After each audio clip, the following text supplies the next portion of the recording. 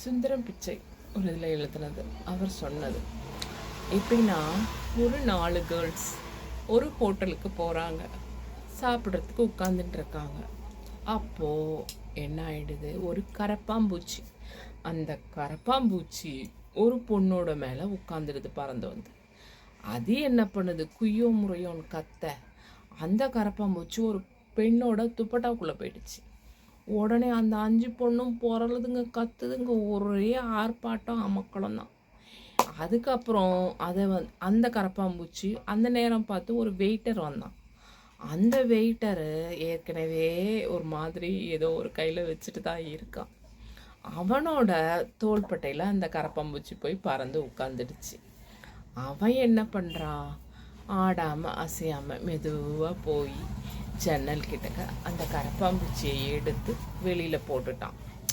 ஏன்னா ஹோட்டலில் வேலை செய்கிறாங்க, இல்லை சிலர்கள் இந்த மாதிரி தான் கரப்பாம்பூச்சை நிறைய பேர் சின்னது தான் அது பயப்படுவாங்க.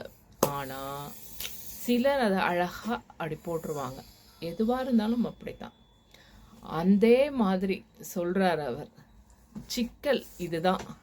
எல்லாரும் நினைப்பாங்க நம்மளுக்கு சிக்கல் வந்துடுச்சு, கவலை வந்துடுச்சு, பிரச்சனை வந்துடுச்சுன்னு. அதை ஒவ்வொருத்தரும் அதை எதிர்கொள்றதுல தான் இருக்கான். சிலர் இதை தெரியாமல் போட்டுருவாங்க தூக்கி. சிலர் இப்படி தான் கட்டி புரண்டு முட்டி மோதி ஆஹா ஓஹோ எனக்கு வந்துடுச்சு அப்பப்பப்பா ஓன்னு அப்படி பாட்டு பாடுவாங்க. அது ஒவ்வொருத்தரோட மனோபாவம், ஒவ்வொருத்தரோட மென்டாலிட்டி தான் அது.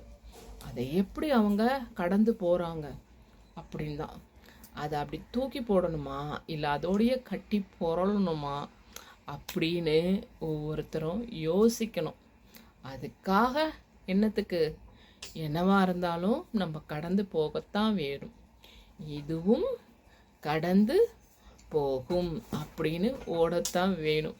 இது காமெடியாக எடுத்துக்கிட்டா ஒரு கரப்பாம்பூச்சிக்காக பயப்படுற பொண்ணுங்களும் இருப்பாங்க, பாம்பே வந்தாலும் பயப்படாத பொண்ணுங்களும் இருப்பாங்க.